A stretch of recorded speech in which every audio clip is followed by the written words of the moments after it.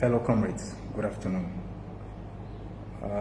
I have been obliged to make a short video because of the calls that have been coming from everywhere, with friends and comrades getting worried and wondering what is happening with regards to some information that is circulating around that I had a meeting with Mr. Issa Chiroma in South Africa a few days ago. My very simple message to them has been, calm down. This is not the first time that this same group of people are doing this. It will not be the last time. While we continue to focus on the struggle and where it's taking us and where we want to go, there are individuals who have made it their career path to do nothing but slander and try and bring down others. So calm down. None of this is strange. It will happen again. It will continue to happen, and we will continue to put them to shame. It seems as if this slander has been inextricably linked to Professor Ayim's visit to South Africa.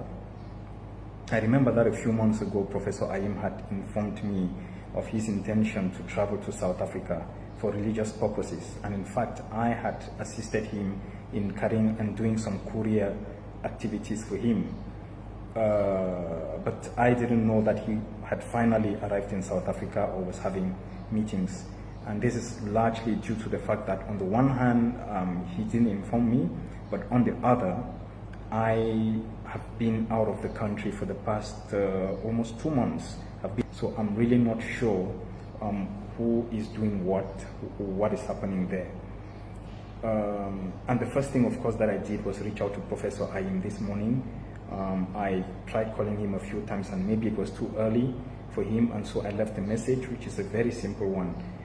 Don't let these things get to you. I don't know what's happening, and I really don't want to get involved in these things, but don't let these things happen to you.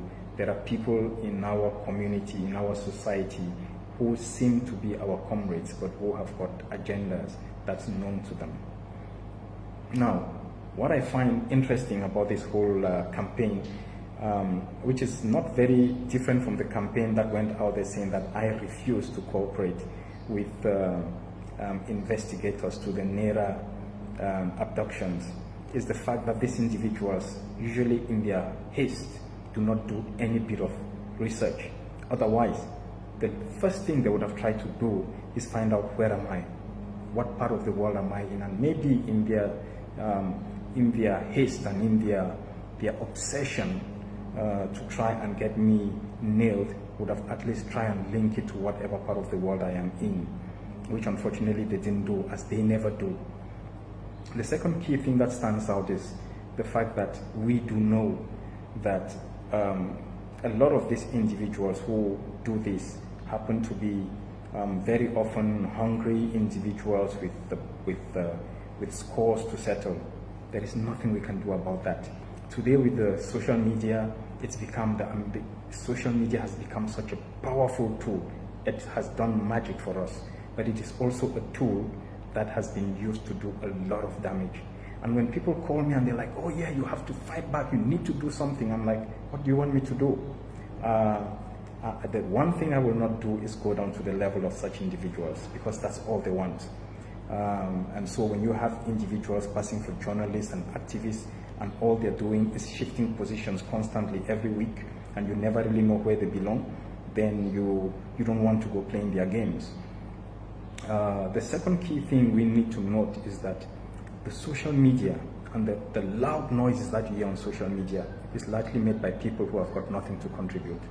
They've got no strategy, they've got no tactics, they've got no money, they've got no qualities that they can contribute except for the noise. The one lesson we have learned over the past year is that the people who do the most contribution are usually the ones who are very quiet, the ones who don't talk a lot, the ones who don't make any noise. They make their contribution. As we move on to the launch of Scope, which I know is the subject of all these attacks, we need to also bear in mind that our strategy is working pitch perfect. When we did our planning, we had sat down and asked ourselves some questions. How do we want to take up this this campaign. We knew for sure that certain individuals would make it a point to launch an attack on Scope, and as usual, their first target will be Milan Atam. And this target, of course, would be through some kind of smear campaign, which we are all so used to right now. We also knew that in doing this, they would be focusing all their bullets and everything on me, while they're letting our comrades, my comrades, go on with the beautiful job that we had set out to do. And we saw for ourselves the videos that have come out that has rattled some beautiful videos clearly explaining in clear terms the goals and the aspirations of Scope. So the perfect decoy for these people was Milan Atam. And while they were focusing and pushing and shooting bullets, the champions of the revolution were going the other direction. So we knew it. It was part of the strategy, and it worked like clockwork. As for this whole new smear campaign about Chiroma being in South Africa, the only thing I can say is I don't know. It's been almost 2 months I've been out of South Africa. But even if I was in South Africa, and even if it's true that Chiroma came to South Africa, the question that we should be asking, number one, is, and this is, it frustrates me sometimes that our people don't take, including those who pass for leaders, don't take the time to sit and be analytical. Chiroma came to South Africa. He had a meeting with me. Question number one that I would ask if somebody told me this is, in that whole regime, that colonial regime of Yaoundé, if they had to send somebody to South Africa on a mission such as this, who would they send? Of course, they're not going to send Chiroma. The man is a featherweight in that regime. He's a featherweight. He cannot be able to play the game at that level that Yaoundé would want with Pretoria. So they definitely would not send him. But the second key reason they will not send him is that they do not trust him. And even he knows that what the role he is playing is the role of what they call a book emissary, or a scapegoat. The Yaoundé regime is using him, and he knows it. So they will not send him on such a delicate mission. But if for any reason they had decided that Chiroma has to go to South Africa, and indeed he went to South Africa, why would he meet with me? I've heard many say that, he was coming to see if he can close down the SABC. Of course, if he came to South Africa, that's most likely going to be the mission, because a couple of weeks ago, he clearly articulated the wish to see the SABC closed down. And I don't know who told him that SABC actually happens to be housed in South Africa and can be closed down. But even if he came to South Africa, the same people who have spent months upon months accusing me of having created the SABC, of owning the SABC and everything SABC, the same individuals have turned around now and said, oh, Chiroma came to meet me so that we could shut down the SABC. Isn't that ironic? And I never get to understand. Do people even sit and listen to these people and then try and put their different thoughts and all the things they've been saying over the months to see if it makes sense? So yes, if Chiroma came to South Africa, he would definitely not be coming to see me. He would be coming to do everything to get rid of me if he can, and get me like they've always tried to do, but it wouldn't be to come and sit down with me in a meeting.